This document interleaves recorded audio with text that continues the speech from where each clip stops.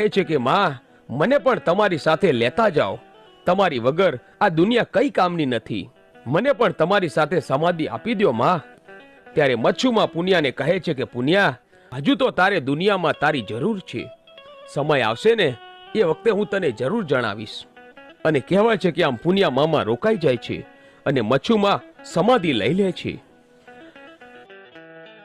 ધીમે ધીમે સમય વીતે છે અને પુનિયા મામાને એક દિવસ જેસરના મેળામાં જવાનો વિચાર આવ્યો.